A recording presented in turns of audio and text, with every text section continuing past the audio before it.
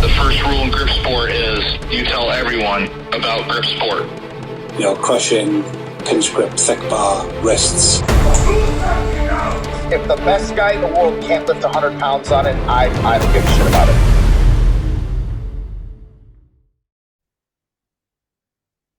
Welcome back to another episode of the Grip Show. As promised, I just did a recap with Jason Dingy and Mike Saffel, which was partially stage 2, and it was a dual sanctioned event up in Ohio, but it was stage 2 for their Super Series.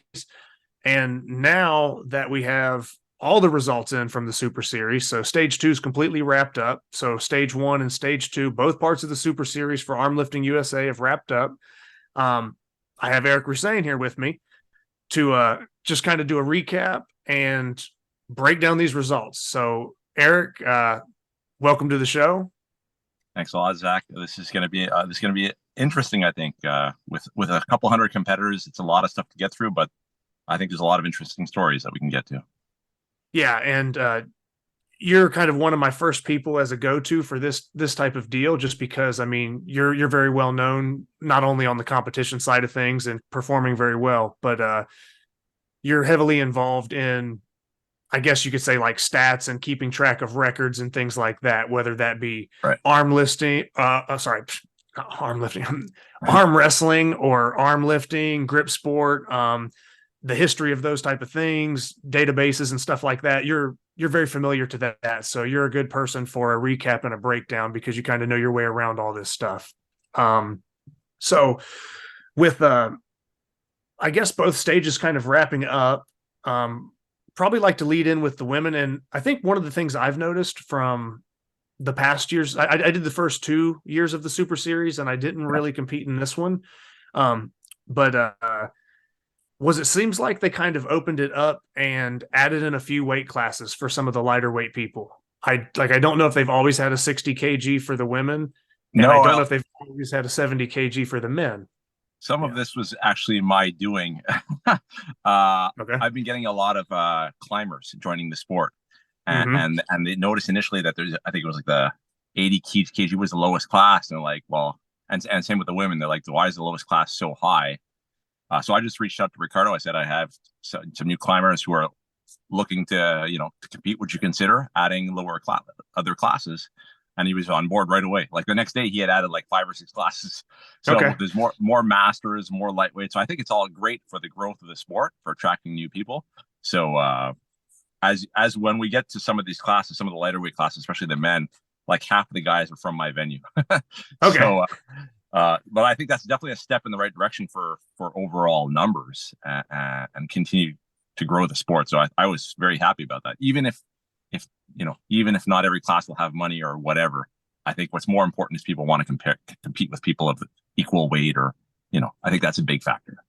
Yeah. I mean, and I spoke with this, I think briefly in the last recap I did, where, I mean, it's not every single event is not like a linear progression to your body weight. Like, oh, he weighs more, he lifts more, or she's bigger, she's going to lift more. That's not necessarily true in the world of grip, but for certain events, like, the two-handed lifts and some of the deadlifts and stuff like that, body weight is absolutely a factor. And if you have these people that are really willing to compete at maybe a lighter weight class, and they're like, well, why does everybody I have to lift against, 30, 40 pounds heavier body weight than me? It's kind of like, not that it kills the incentive to lift, but it's almost like, hey, where's everybody else that's kind of like me? I want to test myself against, somebody similar. It'd be like me trying to go up against the super heavies. I mean, don't get me wrong, I could do it, but it's not going to fare out as well as if I kind of hang out around, guys our weight. So I think that's a good move for participation in general, kind of adding in those lighter weight classes. And especially like on the female side, I think that'll open things up a little bit more as well, because we kind of see that often the female classes are, I don't know, there's just less female competitors, less female classes typically. If we just want to kind of jump in, do you have a certain spot that you would like to start off with, or? I say start with the lowest weight classes and then maybe move up. Okay. So if we look at the women's division, we have the 60 kg. I'm you'd probably be better at converting that to pounds. I can kind of convert some of the heavier stuff to pounds, but 132. Okay. Yeah. So we're looking at like that 132 range there. So for 60 kg,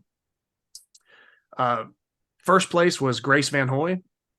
And that's a name that's newer to me, but I believe she just did like an interview recently, like with Ricardo's thing where he's doing like some of the Armlifting USA interviews. And I think she had a recent interview there. So I don't know how often she's competed in grip, but yeah. So I've seen her at some of most of the bigger expo ones from the last 2 years or a year and a half, maybe. Okay. So I think she was at the Arnold, she was at the Olympia. So she's been at armlifting, I'd say at least a year. I'm not exactly sure. Mm-hmm. Anna Wilkins is also very much an armlifting person, and she was actually involved. I don't know if she still is, but some sort of role in the organization. So both of them have been active for maybe a year or two. So I was not surprised to see them near the top of the standings in that weight class. I can't say I know too much about the other people in this class. And it's interesting. When you look at the results, what's interesting is to see the final points, right? To see where the groupings are. Some of these classes had a clear winner, like in terms of points, there's a huge drop. And then you see where it's sort of bunched up. And that's sort of more the interesting, like you see sort of the different levels. So in this class, I think Grace, she won most of the individual lists, not all, but she won most. And Anna was generally second for most of them as well. So I think that's pretty representative for that class. And then, and then for that, Grace looks like she was about, I mean, we're going by the scoring system here, but about 40 points above second place. So, I mean, that's kind of that's a pretty good gap across 6 events. I mean, not that, 5-10 pounds here or there. Yeah. Some of that stuff can start changing, but that's a pretty decisive win there. So that might be a case where, like, maybe she's excited to have a 60 kg class versus, I don't know, we'd have to crunch the numbers for how would that have panned out at 70. Right. Maybe not as decisive of a win, or maybe not a win at all, so that's why I think the benefit of these classes will kind of help grow things, or at least give people their shot a little bit more, because you might have a decisive win in your class, but you might not even make the top 5 in the next class. And I'm not saying that's the case for this, but, just for some of these other competitors, it's a likely scenario when you start jumping up in weight. And then, so I guess if we round out like the top 3 for the 60 kg women, it would be Grace Van Hoy, Anna Wilkins, and Melody Schoenfeld, or Schoenfeld, I guess is how you'd say that. I've heard Melody's name, but I can't say that I've actually seen her lift or been at a competition where she's at, but that name kind of rings a bell. And then, as that list goes down, I'm not too familiar with the competitors. And before anybody would, want to be, wants to get, I don't know, be too hard on that. Like, oh, you don't even know. It's like, there are so many venues and so many people across such a big portion of the map. It is impossible for me and Eric to absolutely know every single person where they're. No one knows everyone. So it's in no way, shape, or form is it like, oh, I don't know them, or it's like, there's no disrespect with it. It's just that we're covering such a big portion of the map geographically, and there's just so many venues. So that would pretty much. Was there any specific lifts maybe as you look at that? I know we broke down kind of who placed what. Is there any lift that maybe stands out to you for that body weight that was impressive at all?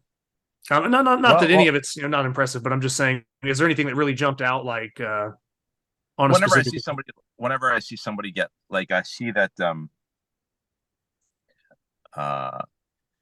Lynn Sears, this is going back to stage 1, but she was 4th place overall, but she had the best crunch crush block lift. So it's interesting how certain people can do very well in a given event, and the block is very much it's a wrist heavy event. It's very different from most of the other events were useful. So I just find that interesting that sometimes you'll find somebody who maybe didn't place in the top 3 for example, but had a really good performance in a given lift. But that was sort of the only thing I noticed in this class.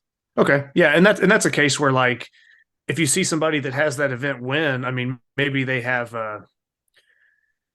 maybe in this case she has a strong wrist, but maybe some of the other aspects of her game haven't caught up to that. Right. But that might be something down the road to look for if, if she sticks around, like, well, you already have that kind of wrist aspect going. Well, once you get your thumb or your fingers or, body to catch up to that, there may be potential for some bigger lifts and kind of rounding it out. Because we've seen that with the people in many competitions. I don't know, where there's guys. One quick example I'll use would be like Ivan Shook, right? Yeah. Is when he first kind of burst on the scene for me, it was like, because I think we both competed in the first Super Series and we were like right next to each other because neither of us really knew much of what we were doing. But he's still closing like number 3s and number 4 grippers. So it was like he was really, really strong in that aspect, but it hadn't caught up to his overall like grip lifts or his arm lifting lifts. And then here recently, well, not recently, but back in March at the Arnold, you got to see that there was an improvement there. And it's like, okay, the gripper guy is no longer just a gripper guy. Yeah. He's doing something serious now. So that's just something to bring up. If you see somebody that is a specialist or has like a leg up in one thing, it might just be a matter of them kind of, dialing things in and figuring out these other lifts to apply that strength. And then that, results could always shake up a little bit. So if that pretty much covers it for 60, we can go ahead and move on to the 70 kg class. And at the top of that class, we have Tammy McClure. So Wine Warrior Tammy. No big surprise there. For listeners, if they're not aware, a perfect score in this contest over 2 stages is 600 points. And she got 600 points, meaning she had the top lift in all 6 disciplines. Tammy's been competing, maybe a year and a half, not that long, but I don't think she's ever I think she's won every single lift in single contest. I think with the exception of one lift in King Kong last year in her weight class, someone beat her by like a few grams. But basically, she's Wonder Woman, basically. Yeah, no, and she's like, just referencing the Arnold again. I mean, that was somebody that it's like you have some really strong women like Gabby Dixon or Sarah Chapello, and they're like almost twice her size, and then she's still kind of hanging tough with them. So Tammy's I would say interesting prospect, but like, I mean, she's already like established herself, but for being kind of newer and just burst onto the scene the last year or so, Tammy is somebody that a lot of these women are going to have to kind of chase, or they're going to have to kind of make some improvements at that weight if they're going to be competitive, because she is definitely kind of a step ahead of everybody when it comes to her weight class. And then, so that was pretty much a clean sweep by Tammy. But it was a tight race. If you look at the tight race for second place, holy, that was a very, very close race, because the scores was 405 for Irina, 400 for Courtney, and 398 for Jesse. So that was an extremely tight race for second place. Yeah, and with that kind of point spread there, I mean, you're talking about somebody winning a certain event, or how, let's say you don't win an event, but you still stay close to that person. I mean, these points can really kind of shake up pretty fast. So, I mean, if you miss a lift or two across these 6 stages, and those 2 to 3 places could drastically change. Absolutely. I mean, any of that could have been shuffled had, one of these ladies missed just one lift during the, either competition. That could have been the difference in second place and 4th place. So that was a very, very tight spot right there. It's nice to see when you see those types of groupings like that. That's an exciting contest. Of course, when we're competing, we're not aware, because you only know who's in the room with you. But when you see the international results and you get to see how close things were, it's fun. It's exciting. Absolutely. And then, and like I said, for the last class, we kind of picked out like a lift that stood out there. Any lifts that really stand out here? I'm trying to kind of like just, browse the stats here real quick. I mean, I'm sure Tammy outlifted many men on some of these. And that's what I was going to say. It's like, I don't want to just go down the list and say, well, all of Tammy's lifts are amazing, but they are. So, I mean, did any lift stand out? It's like, well, I guess whatever Tammy lifted. But where we didn't really have like an outlier or anything else that maybe kind of instantly jumped out. But Tammy pulled really well. And then like I said, if we just kind of just going up the list here, 80 kg. Now, 80 kg was won by Haley Gal.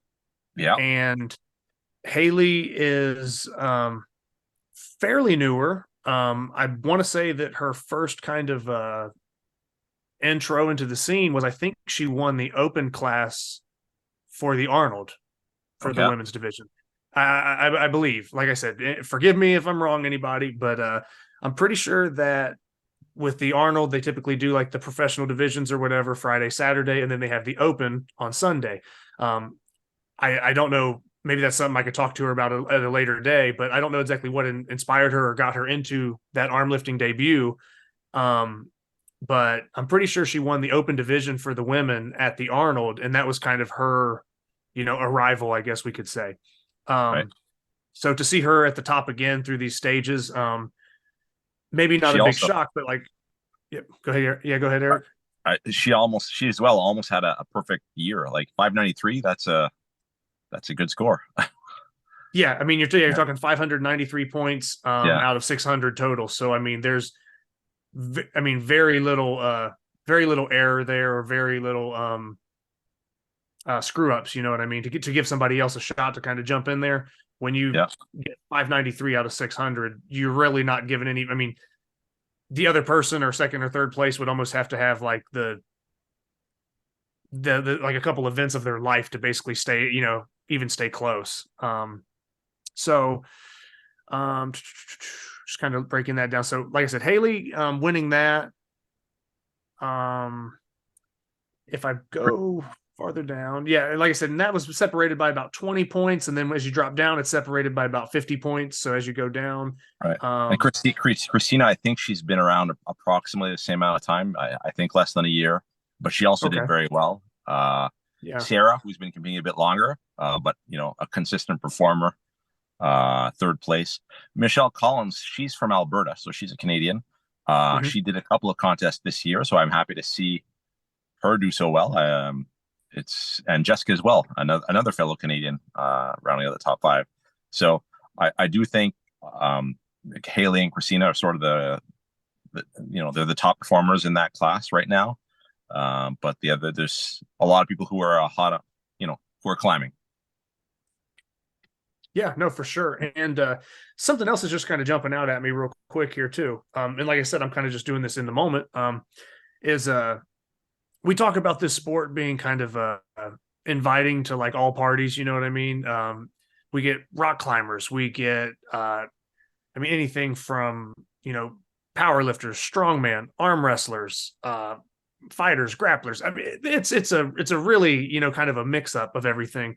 And we talk about, it's, male, female friendly for the competition stuff.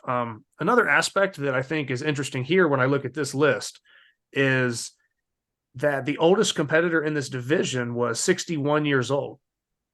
So we had, it looks like we had 3 female lifters in this division that were over 50 years old and one over 60. So, or actually maybe 3 or 4 that were over 50 years old. So, I mean, it's just interesting to see, not only getting the women participation, but to have, 4 or 5 women that are all above, 50 years old, to where you can actually have like a master's division or something of that nature. So, like I said, just, it's not necessarily a lifting stat, but it is interesting from the demographic of people that are lifting and competing in that division. Yeah. So that pretty much covers 80 kg. Unless there's anything else you'd like to add there, Eric. No, I'm happy to keep going. Okay. Yeah, and like I said, almost a clean sweep there for Haley.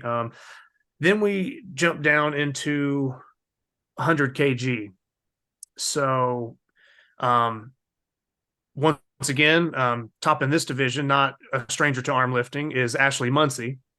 Right.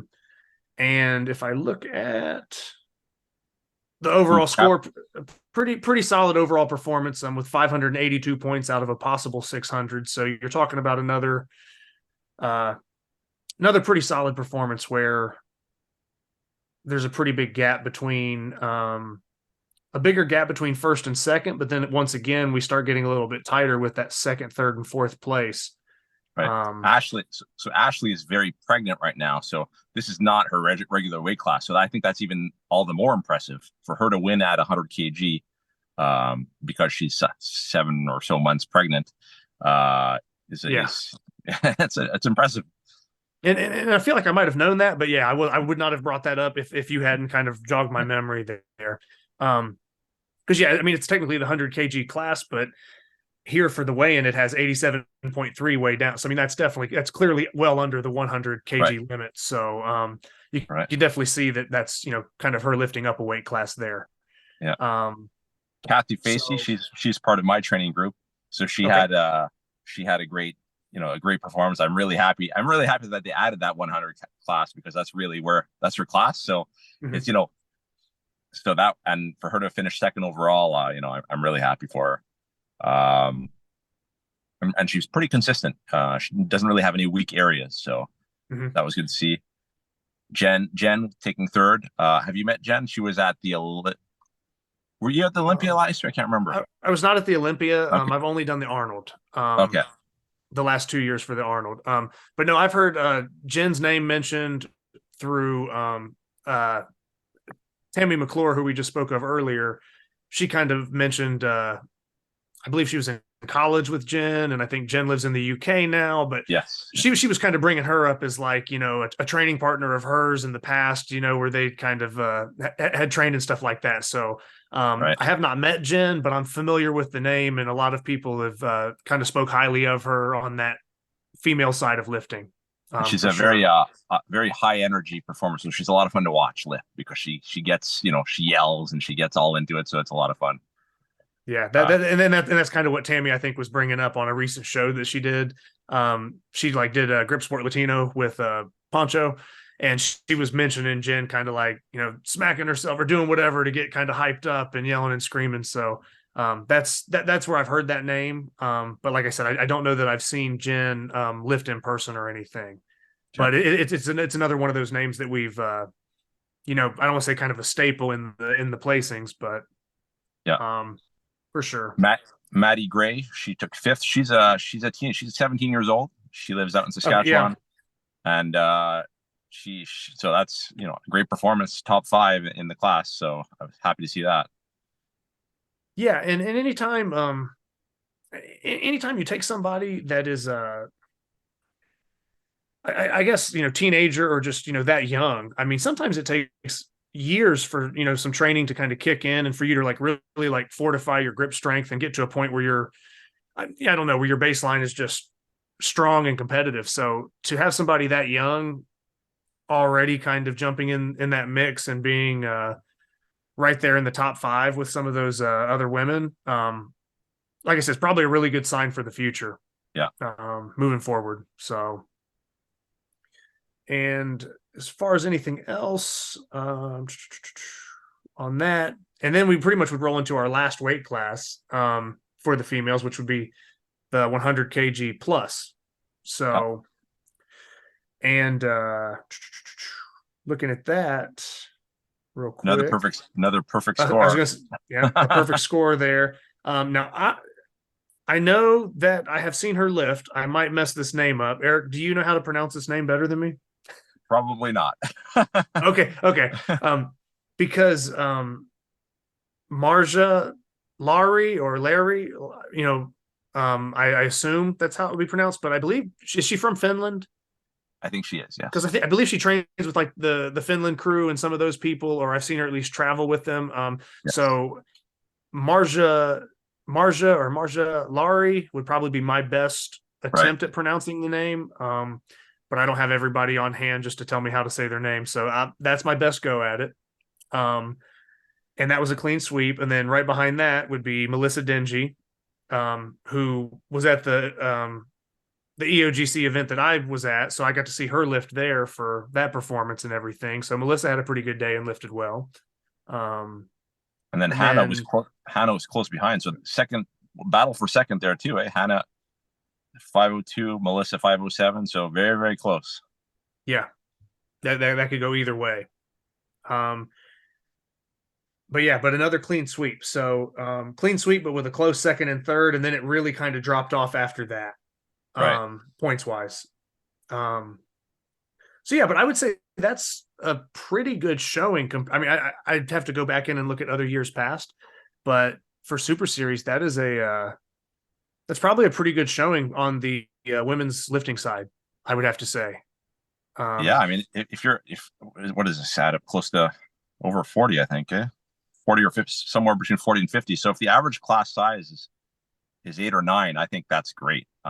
Yeah, that's what it becomes possible with these multi-venue contests. We're never going to see that on a single venue. So I think it's nice that there are these multi-venue contests. There are a few of them. This one, King Kong. They have, there are others, but it's nice to have. Rarely are the women going to have this many people to compete against. So it's a lot of fun for them, I think, for all of us. Yeah, no, definitely interesting stuff. With like I said, just the level of participation, I guess, as we look at it. Now, if we slide on over to the men's, this would be one of those newer classes we mentioned, which would be the 70 kg, which kind of gives the lighter weight men a chance to shine, because typically you're 80 kg or you're 80 and you're getting mixed with 90 or whatever the case may be. So that there's a big gap there. But allowing the lighter weight guys, or maybe even some climber people to kind of jump in here. I don't know. I think, like I said, it just kind of helps those lighter weight guys, gives them a little more incentive to jump in there. That way they're not lifting against monsters all the time or something. Right. So one of the stories of this class, Yves Gravel. I was gonna say, I can already see it. So yeah. So Yves Gravel did stage 1, had full intentions of doing stage 2. But in the interim, over the summer, he won a climbing contest. And because he won that, he got an all-expenses trip to another climbing contest in South Korea on the same weekend that I was running stage 2. So he couldn't participate in stage 2, because I think he would have been a pretty solid lock to win that class. Yeah, absolutely. Yeah. But without him there, the class became very competitive. You look at the spread at the top, 1, 2, 3, very, very close. Yeah, I mean, absolutely. Yeah, that is. I mean, everybody's within 11 points of each other almost. Yeah, and Jay, what really helped him is he has a pretty good freestyle hub, whereas the guys in my venue did not. This is not one of their pet lists. So there's a huge gap in points, where he made a lot of ground on that freestyle. Oh yeah, hub. Yeah, because he's getting 100 points on that lift, and then those guys are basically hitting 59 and 59.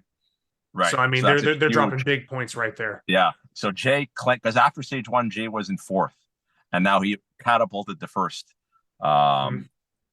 Maxim, this guy is 15 years old. He's a climber. Yeah, and I'm just seeing that now. Like I said, Yeah.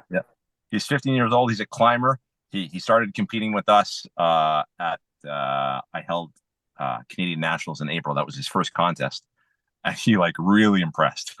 He's very, very strong at almost all the lifts. But I'm just so impressed that what he's able to lift at 15. It's scary to think what he's going to be able to do in 5 or 10 years, because his Saxon, normally he'd be able to lift more than that, but he injured his I think it's his one of his hands. He injured over the summer, and he was almost thinking of skipping stage 2 because he was especially worried for the 2-handed lift. And I said, just get on the board, just do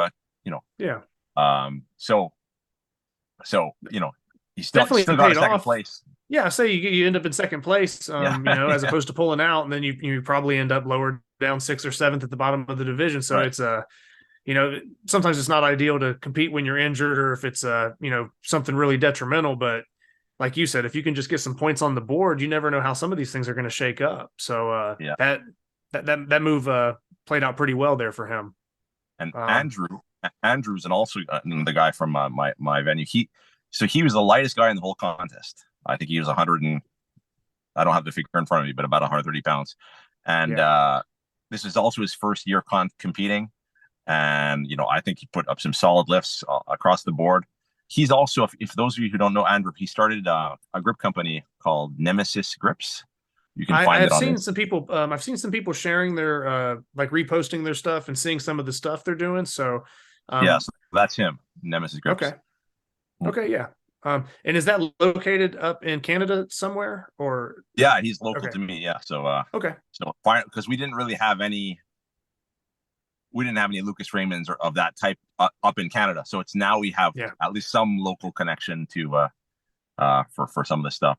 And he's also a climber. Obviously, these lighter weight guys who are discovering grip, but he's all in on grip. Like, he's starting to organize contests. He's building equipment. So he's a great addition to our club.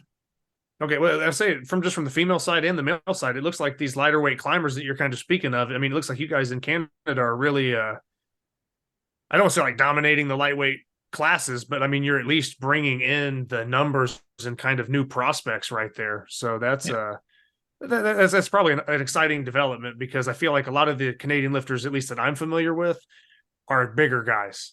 Yeah. For the most part. So it's cool to kind of see a balance, or at least a new influx of smaller weightlifters that maybe are like, and young, smaller, but then they're also younger, to where, you know, hey, you know, some of these guys that are, you know, 2 and 3 right now might end up being like perennial first place guys in the next 4 or 5 years if they really kind of maximize what they're doing. And then that, like I said, that pretty much wraps up 70. If we bump up to 80 kg, now, I don't know is this another sweep? Yeah, I was going to say, I had a feeling that would probably be a kind of a sweep there.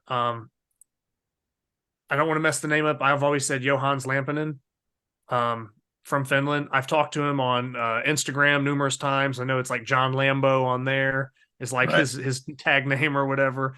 But I've always said Johannes Lampinen. I think that's the best I can pronounce it. But I mean, he's another one of those guys that, for that 80 kg class, he's kind of done 90 before, even though he's just barely weighed over 80 and he just didn't want to cut the couple pounds or whatever. But he's just a phenomenally strong lifter. And he's another guy that, whether it's a wrist event, a one-hand event, a two-hand event, he seems to be pretty well-rounded, and there's not a lot of opportunities to get points on that guy. So no, he's impressive for sure.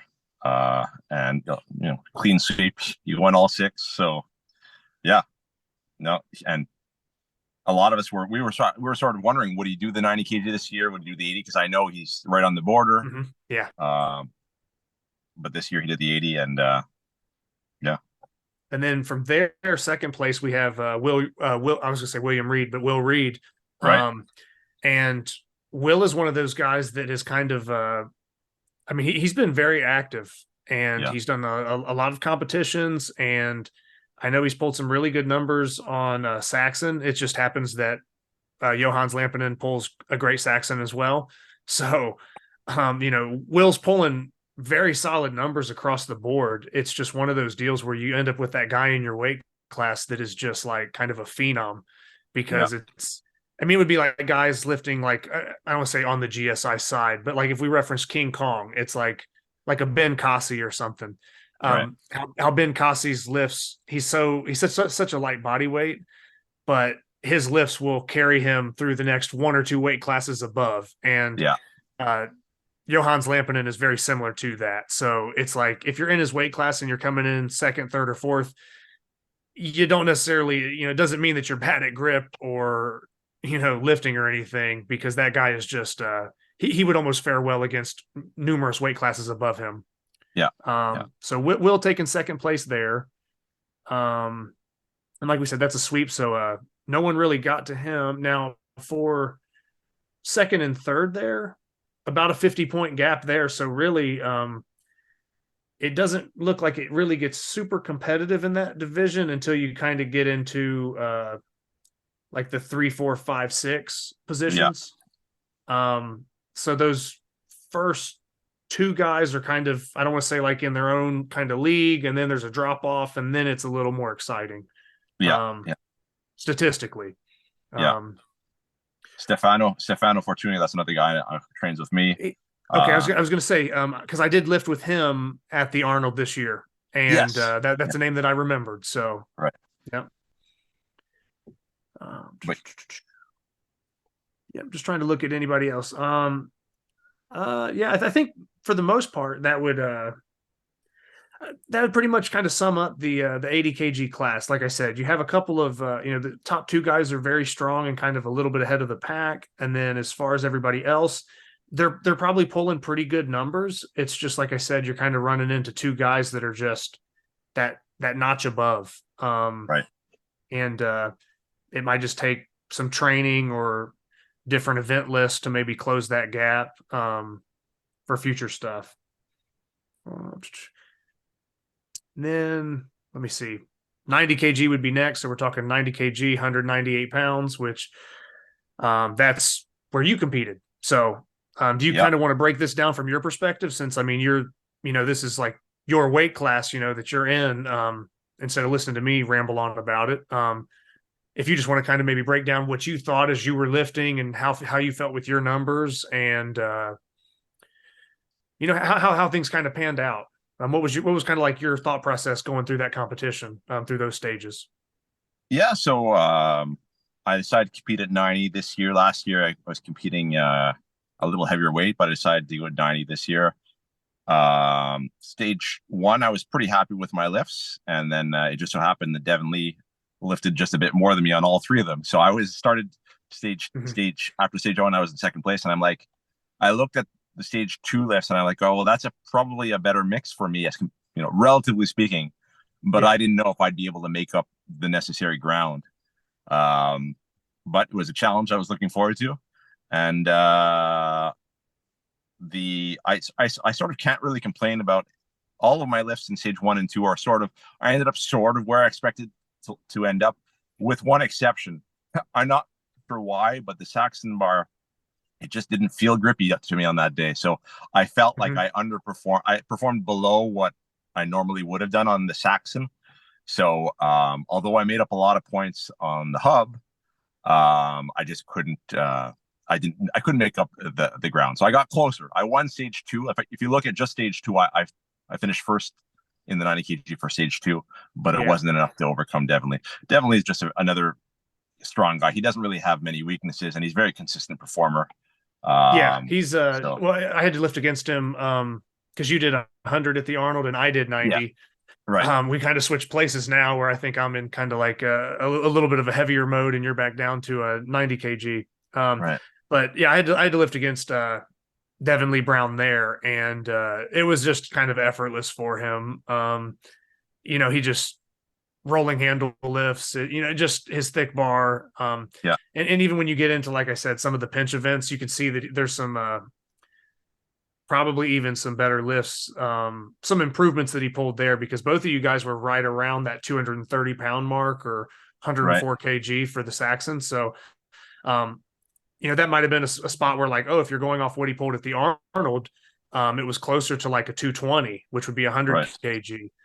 So you can kind of see that bump up of improvement there, that, maybe you didn't get as many points because, Devin Lee had a better Saxon than we had seen last time. And then you felt like yours was slightly an underperformance, and that kind of cancels it out there. But he's just a tough competitor, man. Just big, strong hands, and just, like I said, there's not really an event that you can throw at him that's really going to throw him off course too much.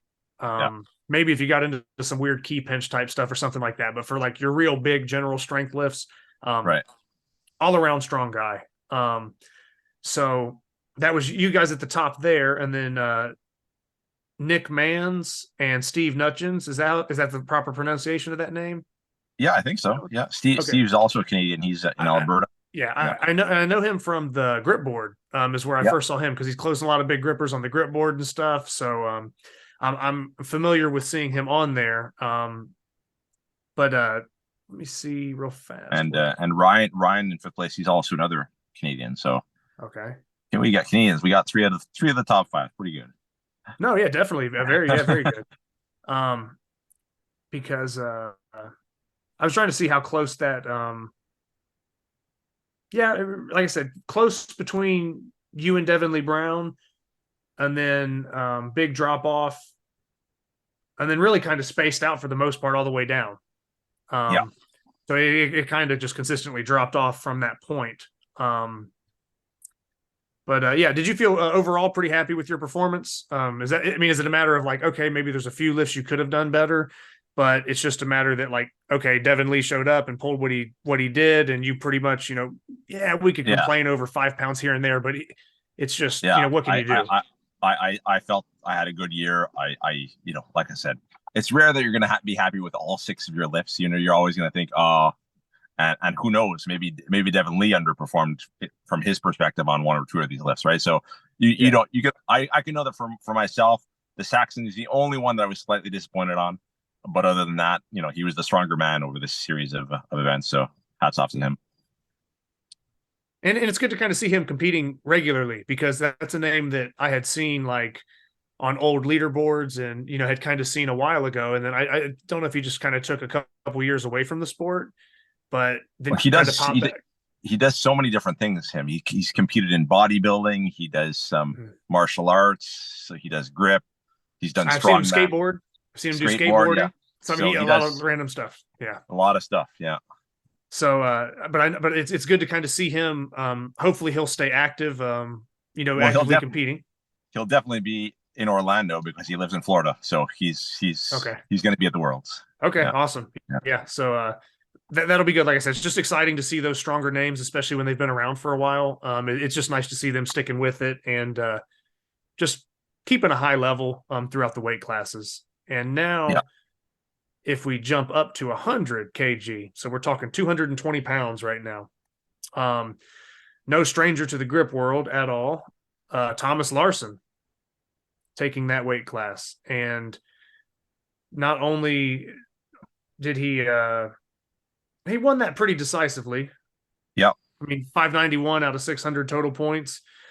And he also kind of mixed in, I think, an appearance at the Shaw Classic where he was doing some inch bells and blob lifting. Right. So he kind of, at some point, worked that into his trip while he's, internationally doing that and then bouncing back over. Because I believe Thomas is from Norway, if I'm not mistaken.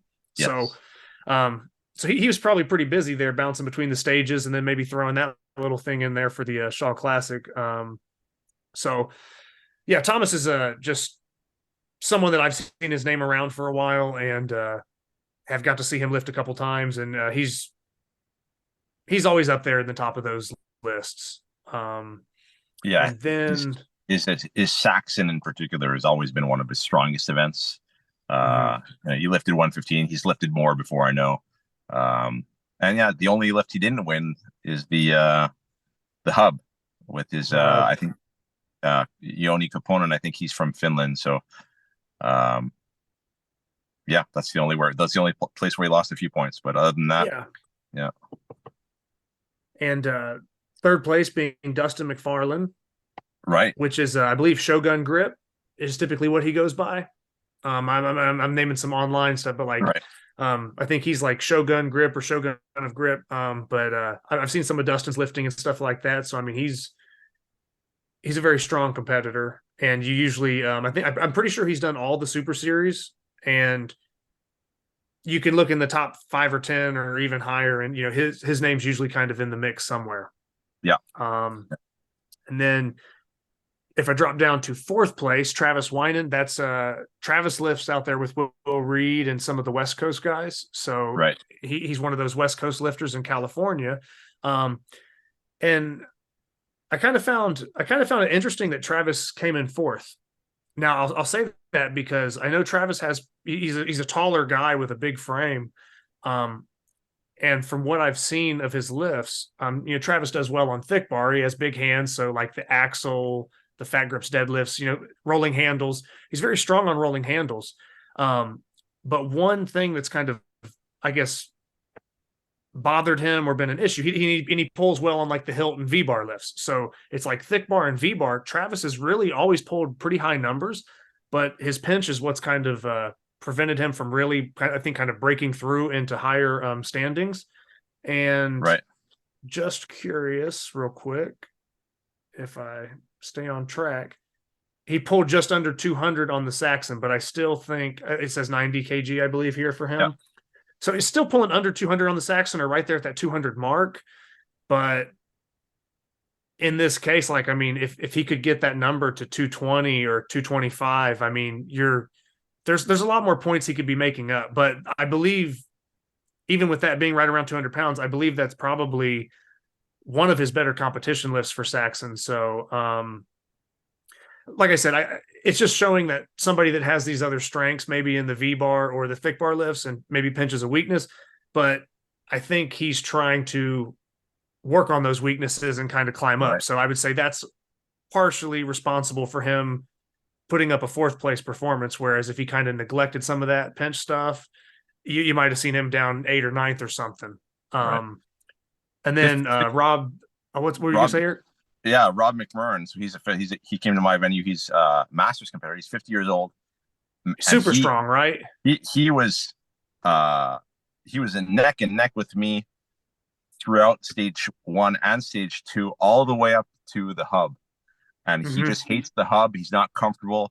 So he put on quite a low number as compared to all of his other lifts. So that's really what I think he could have made a run to probably 2nd place, but the hub is what tanked him.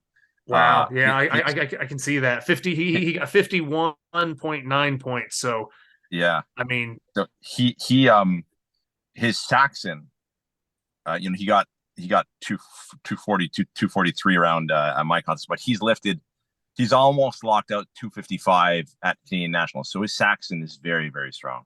Yeah, I remember you mentioning his name to me before, and I remember like both of you guys being like right up there, like 240s for Saxon are very close, if I'm not mistaken.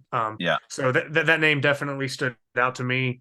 And then as you get into these heavier weights, it gets a little more. The divisions are a little deeper, just because there seems to always be a little bit more participation. Yeah. Jason Mikowski is kind of a newer lifter. I spoke with him briefly, but done a little bit of strongman, and he's based out of Virginia. I don't know him very well, but I do know that he has like really big hands, and he's kind of new to the sport, and he's shown that, okay, I mean, you can't control the size of your hands, but for guys that have big hands, it's not going to really hurt you in the sport. Right. So I think the longer that he kind of trains and does things, this might be a good sport for him. And then if we drop down, another Canadian, right? Ian Wheat. Yep. From Edmonton, and I would say this is just my analysis here. Now I could be off, or maybe there's some insight that maybe there's something I could be missing or overlooking. But I mean, it looks like he did all 6 events. So I don't know if he was injured, because Ian's a strong guy, but I wonder if it's a matter of the event lineup, because Ian's the type of guy that, like, from the strongman side of things, okay, he's going to pull a good axle. He's going to pull a good Saxon on those big 2-hand body lifts. But maybe some of these more finesse lifts, where maybe we attack just the wrist with that block, or maybe we do a freestyle hub.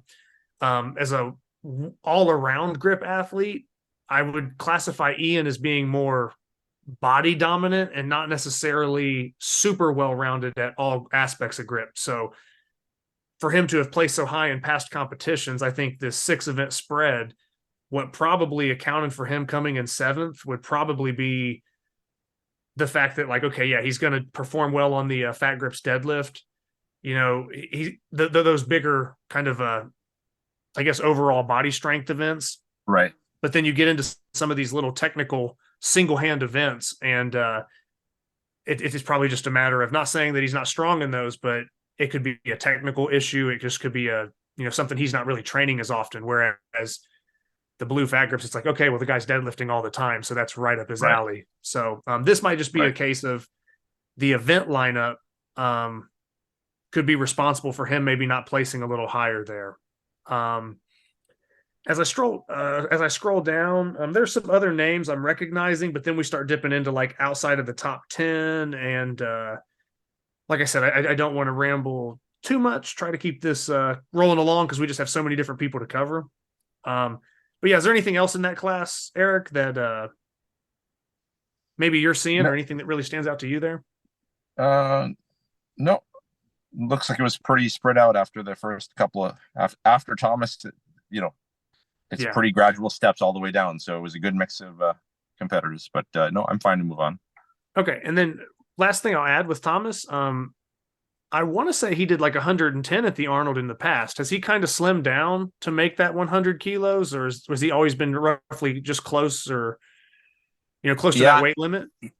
I'm used to seeing him at around 105. King Kong is always around 230, so maybe he did slim down just a bit. It's possible. Yeah, because I kind of anticipated seeing his name maybe pop up at 110, that 242 range, and he kind of surprised me popping down to 100 kg. So I just wasn't sure if maybe he had dropped a few pounds or cut a little bit of weight to make that limit. But like I said, definitely a solid performance from him there. Then we dive in to 110, and I'm pretty sure I'm right on this, but that'd be like roughly 242 pounds. And if I go, we got a clean sweep here as well. So so far for all these classes, you can kind of see that there's been, for almost half the classes we've seen, there's been a clean sweep. I don't know how many classes we've done. If we've done 8 classes, there's been like 4 people that just like swept all the way across almost. And this clean sweep here, winning all events, would be Hari Talonen. Yeah. And I believe I'm pronouncing that name correct. I think so. Yeah. I hope so. Okay, yeah. I believe it's like Hari, not like Harry Talonen. I think it's Hari Talonen, or it has more of that kind of sound to it. I message him all the time, and we've discussed training and stuff, but I've never like actually heard him pronounce his name, or anything like that. So it's a gamble for me getting that pronunciation right. But Hari Talonen, and that is a guy who I've recognized his name from like big hub lifts and stuff, or like the hub world record at one point in time or something. And he's just a well-rounded, strong guy. For pinching, he's done a lot of feats too, like pinching 225 kg plates and stuff like that. He's just very strong across the board. And I'm sure you've probably got to compete against him or see him lift numerous occasions, right? Yeah, he's just a very consistent performer.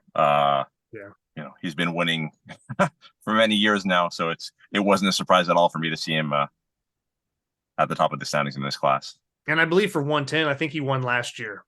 Now I think they might have combined the classes for the prize money, whatever. But I think at truly 110, I think he won last year as well. So this would be another repeat win for him. And then I'm guessing Mike Schimmel is how to pronounce that next name. Mike Schimmel and Zach Ebel are both Canadians. So okay, Mike, I knew Zach was. Yeah, I knew Zach was around you, or that you guys had some kind of connection. I didn't know about Mike though. So Mike, I met him at Canadian Nationals last year. Very strong guy. What impressed me this is going back a year and a half, but his tips tester, he was he lifted like 50 pounds more than the next guy. Like he almost got, I don't think he got to 400, but he got in the high 300s on the tips tester, which was an amazing lift. So a very strong dude. And Zach is my, part of my club.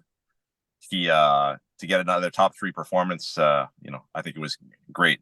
Like some of these classes, and we're getting to classes that have close to 30 competitors. So it's, if you're getting top 3 in a class that size, you're doing well. Yeah, and that is worth noting also, because this is not to take away from any of the other performances that we've mentioned so far. But if you're in a class of 7 and the pool isn't quite as deep and you come out 3rd place, you're just not getting as big of a sample size. Whereas if you have a class that has 28 people, or we start getting the next class we're about to do has 37 people. You start talking about the top 3 and with that kind of talent pool. You're just guaranteed to have more competition with the bigger numbers. That's a good performance for Mike and Zach right there. And how close were they? Did they compete at the same venue or? No, Mike's on the other side of the country. Yeah. Okay. And they weren't super close. Not too crazy, like 509 to 482 if you look at the overall points. So nothing too crazy, but not. And Zach was actually in the 100 kg in stage 1. Okay. So he stage 2, he gained a bit of weight for stage 2. Turns out it didn't hurt him very much. He still got 3rd place in the 110. So he was probably one of the lighter guys in that class. So to get that result, it's great. And I think I had spoke to him briefly, or had seen him post something a while ago about possibly trying to cut down in weight. So yeah, he signed up for heavy hands with the intention. No, when he said 93, I'm like, wow, he was down to 215, but now he's back up above 220. So I don't think we're going to skip it. So he's just committing that way. Okay. Yeah, I was going to ask about that, because last time I was like, okay, hey, like, are you making the trip down to 93? And that was kind of what it seemed like was happening. And now here we're looking at this, and I'm like, well, hold on, he's in the 110 now, so, Yeah. But yeah, no, regardless of body weight, solid to get up in the top 3 there. And and once again, Canada showing that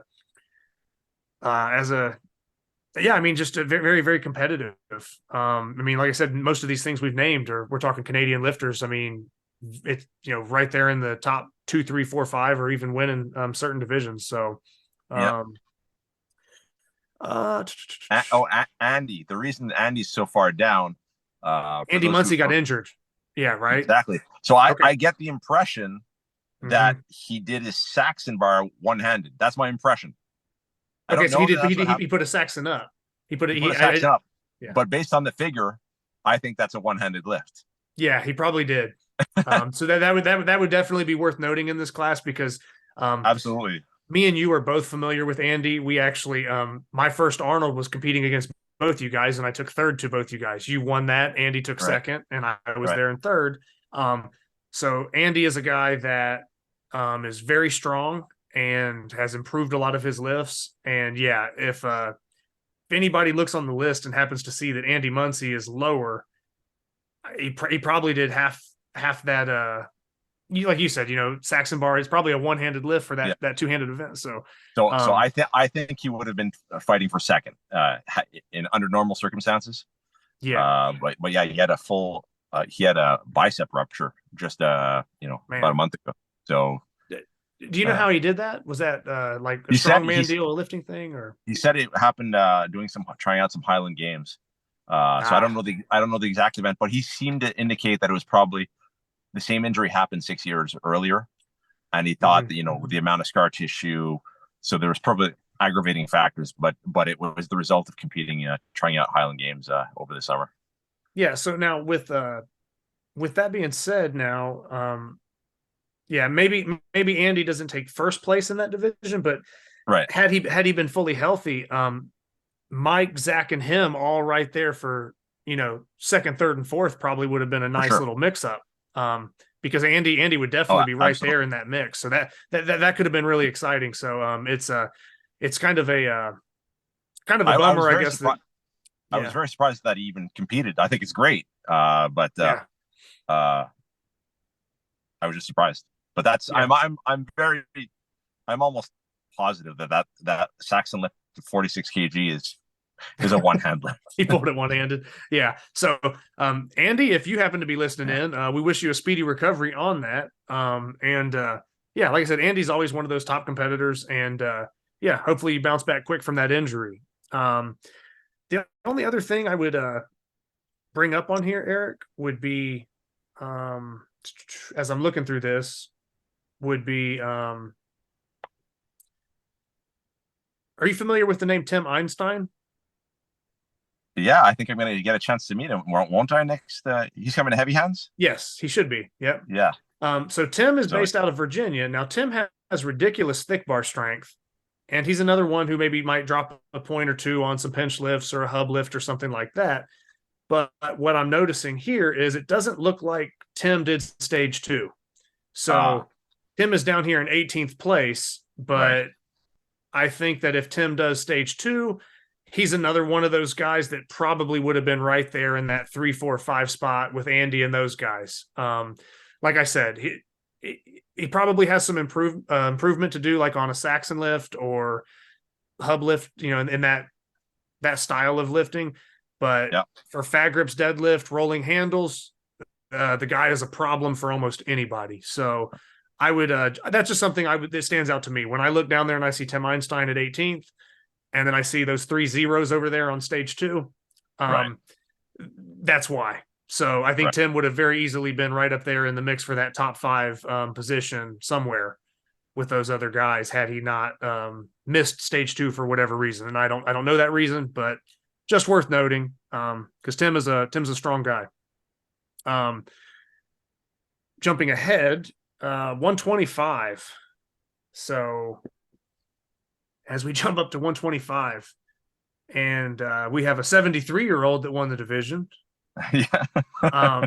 But not just any 73-year-old, somebody that's pretty well known and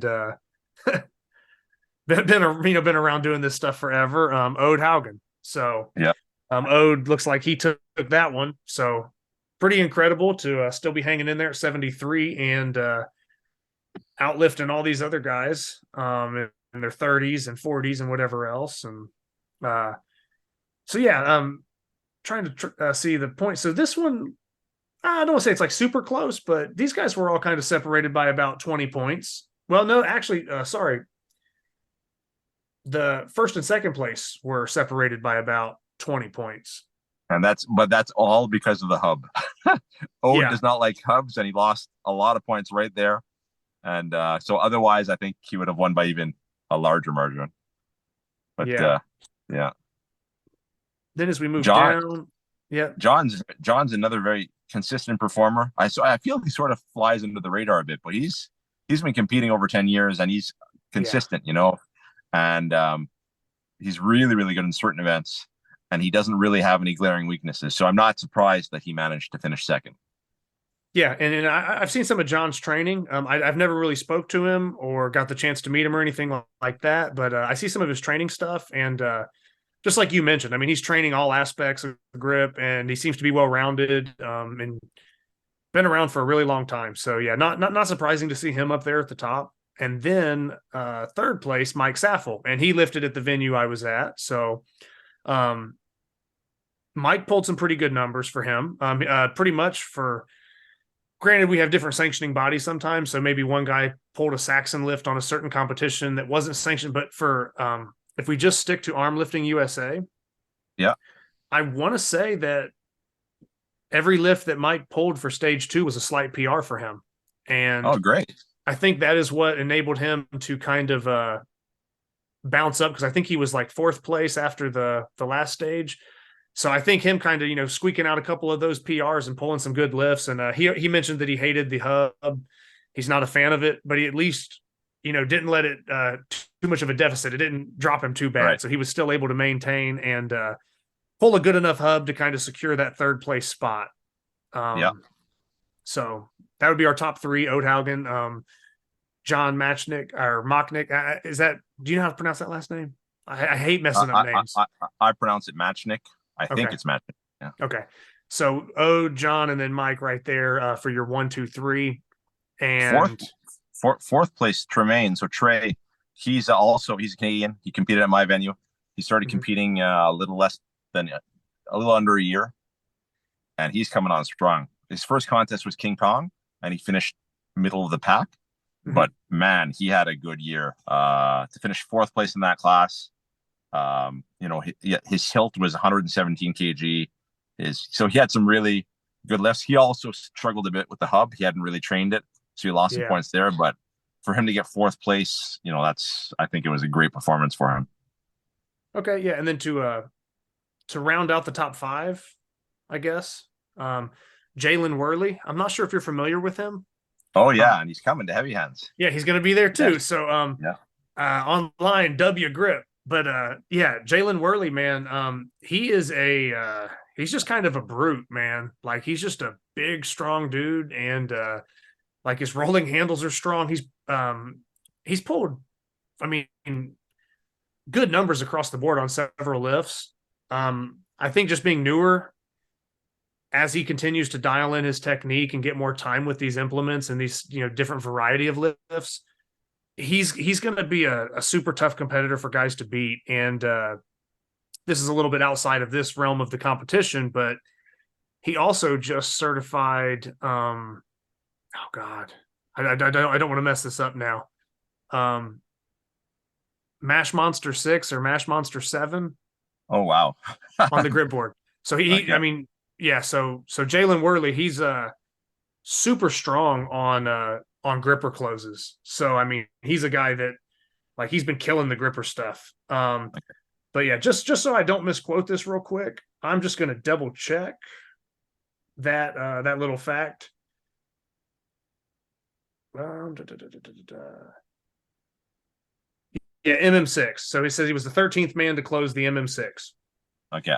So super strong on grippers. I know that doesn't necessarily relate to this competition. I'm just saying overall strength. Once he starts applying that technique to these other lifts and everything else, he's just a big, strong guy. And then it looks like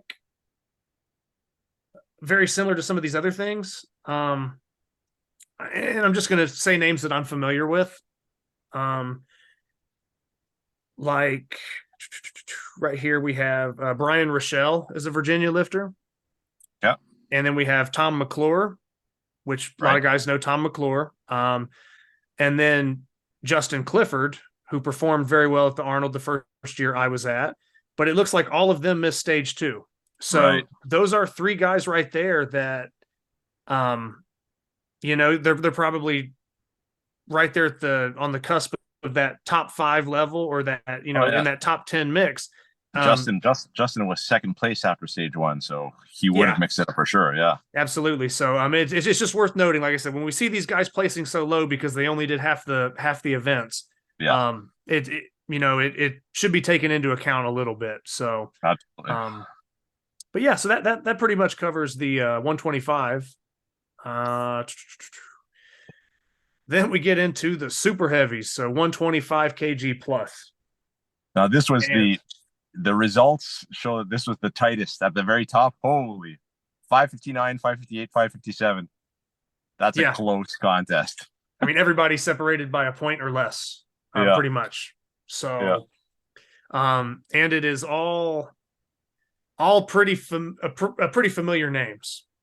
Yeah. So I also had the privilege to lift with Jason up in Ohio while he did these lifts. And I will say this, Jason, obviously due to the results here, Jason managed to maintain that number 1 spot or move to that number 1 spot. He pulled enough to get there, but he was not satisfied with his performance at all throughout stage 2. So he was kind of bummed out. So he kind of, I think he did the Bonehill grip competition over in Finland. I guess he got sick. Since he came back, some of his numbers have been a little bit lower than he wanted. He was trying to kind of battle through that. Because in training, he had been pulling up to like 270s or 280 on a 3-inch Saxon. And then, he only landed a 250 for this competition, which is good enough to hang on to first place. But for Jason, he was not, he was not exactly happy at the comp when that happened. But it's good to see Jason, having a good performance at the GSI Nationals, and then just continuing to jump right into the Super Series and hit both stages there, compete internationally over in Finland. Jason's just been a busy guy. So to still be able to manage and pull off that first place victory is pretty solid performance by him. So good to see. But but very narrow. And then behind him, Arto Gironin. So Arto's not a stranger to, anybody really. Most people in the grip world pretty familiar with that name. And then he's just he's kind of a veteran that's just consistently around in the mix. And then I'll say AJ because that's what he typically goes by. I don't want to butcher the name, but AJ's another one of those guys out there on the West Coast. And I believe I recently talked about this where I think he kind of did his first King Kong, and he pulled like a 250 something on the crusher. And maybe it was kind of like, hey, could you guys shoot me a video of that lift just to make sure this is accurate? Because I mean, who shows up their first time ever and just pulls numbers like that? Pretty rare territory. And he's only 29. So the fact that he's 29 and like I said, I mean, displaying really good strength, obviously on the thick bar stuff and overall body strength. Just another exciting. This last year it's going to add another exciting heavyweight or super heavyweight for those guys to contend with. Kind of just some new competition. Yeah. Anything out of that top 3 that kind of stands out other than how close they were? Or it's the hub that did him in. I think he would have won had he not lost quite so many points on the hub, which is not too surprising. These guys who are really, really strong, that like these big, strong guys, it's not a surprise to me that they sort of don't do too well on some of the smaller lifts. Yeah. Just because I doubt I don't know how much time he invested in training on the hub, but I think he's just a strong dude. So, whereas Jason and Arto, they take the sport very seriously. Maybe AJ does. I don't know anything enough about him, but I know that Jason and Arto are really, they really are. They train for the sport, and they're very, they train all the lifts. So, and that's why they're consistently at the very top of the standings. Yeah, and Nick Sanders was fourth, so I guess there is a gap between third and fourth, but he's clearly in fourth. There's another big gap. Yeah, and just to also add into that, yeah. So there was a big gap there that drops off from third to fourth, but Nick pulled a pretty big Saxon lift. Yeah, the biggest of the class. Yeah. Yeah, so he won that event. So that's another case where, okay, maybe Nick Sanders overall wasn't in contention for that first or second place spot, but when you're in fourth place and you pull a top lift in your division, I mean, that can kind of screw the other competitors over or shake up the standings a little bit. So, Nick in fourth place, not necessarily in contention for first there, because of, some of these other lifts, like, scoring 70 points on the hub, there's a lot of points given up there. But to pull off an event win against this kind of crop of guys at the heavyweight level, or heavyweight class, is solid lifting. So I think that Nick's another one of those guys that's pretty consistent. And I think as time goes on, we'll see good lifts out of Nick. But good for him to get the event win, because like I said, that might shake up how the other, 1, 2, and 3 place.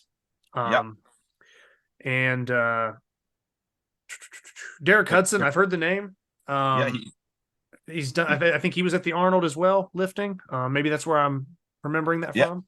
He was at the Olympia. He was at the Arnold. He was also at the contest. I did a Armlifting Canada contest that I did in July. So he's been very active. So for him to get this 5th place finish, I think is a great result for him. Okay. And once the list starts going down from there, I'm not too familiar now. I'm seeing another thing that's jumping out to me here. James Jeffers in 22nd place. Well, he didn't do stage 2. I was going to say exactly another one of those cases. One of those cases where we have, like I said, when I see a name that I recognize, that's notorious for some big lifts and big strength, and then I see him that low in the list, it's like, okay, I already know that, like, you missed a stage or you didn't do all the events. James and Tristan, who's just listed above him, they're both Canadian strongmen competitors, and they were both neck and neck after stage 1. But they've been competing in a lot of strongman contests, and they couldn't make this one. So it's anyone who's near the bottom of the standings. This chances are it's because they only did one of the 2 stages. So it is very important to consider that if you're looking at these results. Yeah. And that was partially, I guess, part of my reasoning, because, like, I went up and did the EOGC, which is the East Ohio Grip Championship, up with Mike and Jason. So they started it with like 3 lifts for the Super Series, and then had extra GSI lifts added into the whole competition.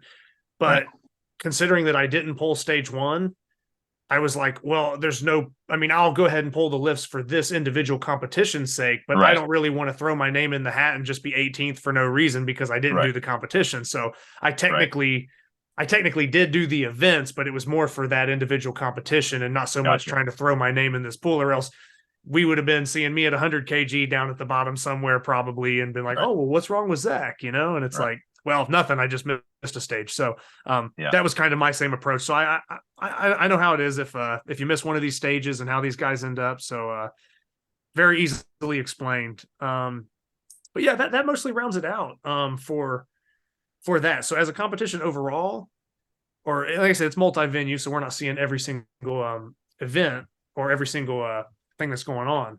But versus I guess the Super Series, this would be the 3rd year it's been running. is there anything maybe that you saw that was better, an improvement from years before? Is there anything that stood out different from the first 2 years to you? So I didn't compete the first year. I only did the last year and this year. I think the addition of the weight classes and divisions was a great idea.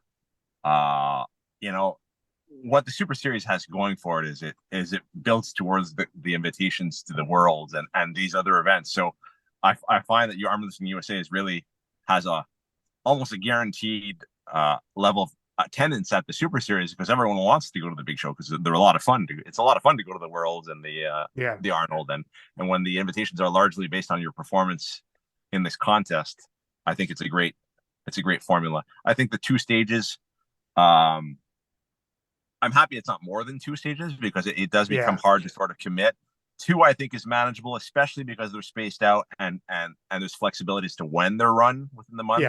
So that makes it possible for a lot of people. But overall, I think it's, it grows. I think it's grown a little every year.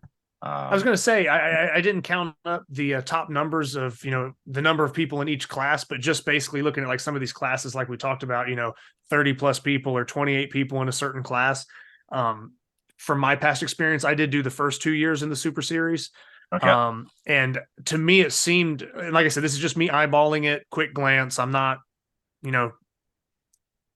putting it under a microscope or anything here, but it looked like the participation was little higher. It looked like there was a little bit more numbers this year and than previous years. So I don't know what extent that growth was, but it does look like there was more participation and a lot of the same familiar strong names that we've seen throughout the years sticking around and still competing. So it does look like it kind of has grown a little bit, or maybe the lighter weight classes have attracted, a newer crop of people or whatever the case may be, but it didn't like drop in numbers or drop in popularity. It doesn't appear. Right. So I do want to give a little shout out because we didn't talk about the Masters. I just want to mention that Rob McMurray, Rob McMurray took first in the Masters. They ended up making 2 classes, so up to 100 kg and over, and he got first. He got first in the 100 kg, so I think that was and it was a clear first. He had quite a sizable margin, so I was really happy to see him. He's the only Canadian who got first in a class. We got a lot of podium finishes, but he's the only guy who got a first place. So, congrats, Rob.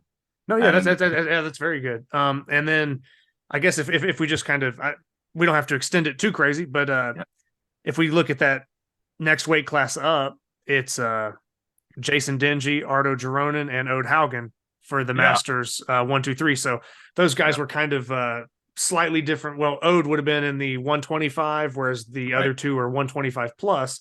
So a little bit of a merger there of the weight classes between some of the Masters lifters, and pretty much just popping Ode in third place would be the only difference because it's still Jason and Ardo at 1 and 2. But that's something I guess noteworthy to add for the Masters aspect of it. And that's actually a pretty, when you lump them, the fact that there was 25 Masters competitors, that's a good sign for a sport. It means we're attracting the lower weight competitors and now the older competitors. Grip is very appealing, I think, to the older demographic because a lot of these people who had former, either they did fighting or they did strongman or something, their body sort of has taken a toll, and now we're all getting into grip because it's a lot, it's not as hard on the body, so it's great. Absolutely. I think for the most part, like we kind of mentioned that a little bit earlier where I was saying, there were a certain amount of women that were over 50 and, stuff like that for the Masters. So I think that participation in the lighter classes and the older lifters is definitely good to see. And that's something that's kind of been preached a lot is that, hey, this is something you can do for a long period of time and whatever, but to actually see the stats play out and support that, I think is a good confirmation or good reassurance that, it's not just people saying it because, oh, well, Ode's lifting and he's old, so, hey, you can do this forever. And it's like, well, when there's this crop of, 25, 26 other Masters lifters there, then it's like, okay, yeah, it's not just one outlier. Right. It is, this is a real thing and this is a group of people, or there's it's I guess legitimizing it a little bit more for that claim. But yeah, man, I think that's a pretty good rundown. And I'll just give a shout to the women's Masters winner. I don't know her, but Anastasia Dowdy, once again, clear clear first place victory. So congrats to her. Okay, yeah, absolutely. And yeah, that's a good point that we didn't leave anybody out and we kind of covered all divisions because I was about to totally skip over that there at the end. Yeah, I think that's pretty much covered every class on the men's, women's side, covered both masters, with some other discussions as to how close divisions were and other things like that. Eric, I think it was pretty good, man. So yeah, I really appreciate having you on here. Just kind of doing this rundown with me. Like I said, you're kind of a go-to guy for stats and record keeping and stuff like that. So I definitely, you're one of the first people I thought of when I thought about, man, this is a bigger competition. I'm not just covering competitions that I'm going to be at. I would like to cover other people's competitions out there. So, I might have to get with the promoters who host them and get info from them, maybe interview them a little bit, that way I have their input as, they're there seeing it and doing it. But, right. But yeah, so, you were a competitor in this one, and you're also, like I said, somebody that's been around for probably over a decade doing this stuff at a high level, and behind the scenes, putting in a lot of work with the data and statistics and stuff. So, yeah, just glad to have your time and glad to have you do this. And I'm sure this isn't the last time that we'll see you on a discussion or a breakdown of some sort. And like I said, in the future, we'll get to an interview, but there's no rush in doing like a one-on-one personal interview with you, because I got so many interviews we've been knocking out. Well, that'll happen when it happens, but I plan on having you on here a lot more when it comes to just general discussions with the sport and maybe doing these recaps, because I think it's something that I just think it's something that you do very well, and it's something that you're very passionate about. So having your involvement and having you join in on it, just, I don't know, gets me excited to do the shows and just adds an element of legitimacy to it that, you know what I mean? If you weren't here doing it, or, don't get me wrong, we could shuffle in other people, but your name kind of carries weight in the sport and all the work you've done. It's nice having you here to basically help. I don't know how to put it into words, I guess, but just to help kind of move this stuff forward and put it out there and create coverage for everybody in the sport. And makes it a little easier on me because, like I said, I'm slightly newer to the sport, and having a veteran kind of chip in and, rifle off all these stats makes it easier. I'm happy to be involved, and thank you so much for doing the show. As you can see from the comments on your video, is that a lot of us have really been enjoying the content you've been putting out. So, there's no rush. You don't have to, I just don't want you to feel overwhelmed with pressure to get things out. Yeah. Whatever, we're going to be happy with whatever you put out at whatever frequency works for you. So, good job so far. And I guess I'll see you in a week. Yeah. It's coming up. So yeah. Be a heavy hand. So yeah, Eric, man, thanks again. And like I said, we'll be competing again and doing other stuff, other recaps. So and as far as the content, I'm gonna try to keep a steady pace for everybody and keep stuff rolling along. And there's gonna, like I said, we're starting to get into more dimensions now. I started off kind of hot with the interviews. That's easy to knock out. Now we're starting to get into these recaps. The topic discussions are around the corner. Like it's going to start expanding, but like Eric's kind of saying, I'm not trying to overwhelm it or oversaturate and flood everybody to death to where things get overlooked either. I kind of want to space it out so that it's at a good rate that we can kind of sustain. So other than that, that's what everybody can look forward to. So Eric, I'll go ahead and let you go, man. Thank you so much for doing this, and look forward to seeing you again and competing with you again. All right. All right. See you next time. Bye. I'll see you, man.